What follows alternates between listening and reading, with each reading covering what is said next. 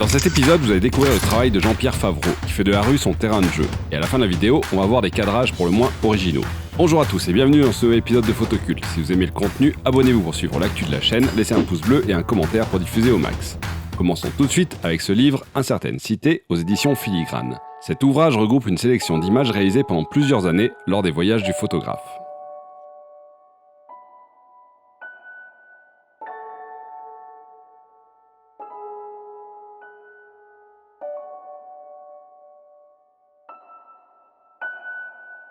Né en 1940, Jean-Pierre Favreau grandit à La Rochelle. Il arrive à Paris en 1962 et rapidement il rejoindra l'agence Viva au début des années 70.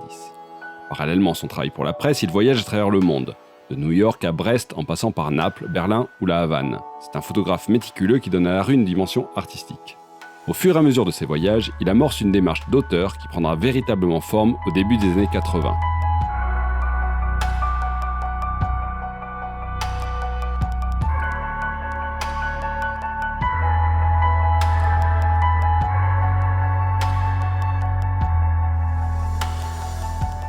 Au fil du temps, son travail commence à être reconnu. Il collabore avec le journal Le Monde et effectue des commandes pour le ministère de la Culture ou de l'Agriculture. Il a publié à ce jour 5 livres et participé à de nombreuses expositions. Il choisit de privilégier son regard sur l'homme dans la ville.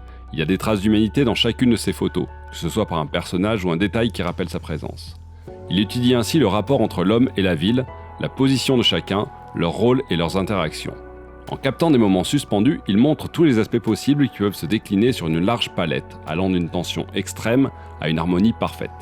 Ainsi se racontent ces histoires faites de rencontres impossibles entre la pierre et la foule, entre l'asphalte et le marcheur égaré. Entre 2005 et 2012, il effectue plusieurs voyages en Chine, où il commencera la photographie en couleur, pour rehausser un ciel trop bas, dira-t-il. Je vous en montre quelques-unes à la fin de la vidéo. Si ce style de photo vous plaît, je vous conseille de regarder juste après la vidéo de John Ceylan, que je remercie au passage pour son sympathique message dans les commentaires. Le lien est dans le coin, et allez voir la vidéo si ce n'est pas déjà fait. À première vue, l'ensemble de l'œuvre de Jean-Pierre Favreau est assez homogène, et les cadrages, les compositions sont soignés. On a l'impression qu'il maîtrise tous les codes pour faire de bonnes photos. Par exemple, la composition avec la gestion de la symétrie, comme sur ces deux images, ou la répartition des masses de manière harmonieuse, comme sur celle-ci, ou encore celle-là, peut-être ma préférée du livre au passage. Il gère aussi des astuces comme créer un cadre dans le cadre avec cette porte ouverte sur l'océan, ou avec cette lumière qui emprisonne le regard du spectateur et le focalise sur son sujet. On retrouve également un goût pour le graphisme assez présent et réalisé avec une grande précision. Donc dans l'ensemble, on peut s'accorder pour dire que Jean-Pierre Favreau sait faire des photos et les fait plutôt bien. Alors accrochez-vous, on va passer à la vitesse supérieure, avec pour commencer une leçon de démembrement de sujet. Si on creuse un peu plus la couche esthétique superficielle et l'apparente cohérence, il y a une certaine quantité de photos sur lesquelles je me serais posé 2 fois la question, avant de savoir si je les gardais ou pas. Tout d'abord, comme nous avons commencé à le voir sur les photos qui défilent, voici une panoplie d'images où les têtes sont plus ou moins scalpées. Peut-être est-ce lié à la pratique de la street photographie qui se fait dans l'instant et où les réglages ne sont pas optimum, mais ensuite on va encore plus loin, avec des têtes qui sont coupées en deux, voire carrément décapité.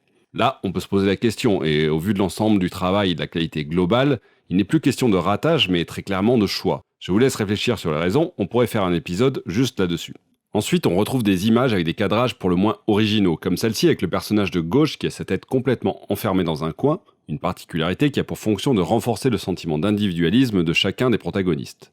Sur celle-là, on ressent de l'inconfort et de l'instabilité qui sont créés par la posture du personnage complètement bancale et son positionnement collé contre le bord du cadre. Mais les cadrages originaux ne sont pas les seules fantaisies. Ici, la mise au point n'est pas sur le passant, mais sur l'arrêt de bus. Du coup, quel en est le sujet ? Le poteau ou la rêverie du monsieur ?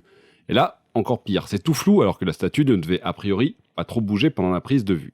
Quelle est la place de ces photos et pourquoi les conserver ? Question très personnelle dont seul l'auteur a vraiment la réponse. On peut toutefois en tirer une conclusion. Il faut être indulgent avec ces photos et ne pas les juger trop vite. Une photo ratée, entre guillemets aujourd'hui, peut très bien trouver du sens et sa place dans une série quelque temps plus tard. Pendant que je termine mon explication, je vous fais défiler quelques photos en couleur de Jean-Pierre Favreau pour que vous puissiez aussi découvrir cette facette de son travail. Je disais donc que le maître mot est indulgence. Et je voulais vous livrer un enseignement que j'ai appris lors d'un workshop avec Claudie Subban. Il est important de libérer sa prise de vue. Lever les inhibitions et se permettre de prendre une photo si on en ressent l'envie ou le besoin. Sur le moment, moins intellectualiser la démarche et fonctionner plus au feeling. Par contre, par la suite, essayez de comprendre pourquoi on a pris cette image, pourquoi ce cadrage, pourquoi cette composition, et enfin avoir un editing beaucoup plus sévère qui permet de savoir dans quelle boîte on range cette photo. Une belle boîte à archives en carton ou une belle boîte en métal avec une pédale, vous voyez ?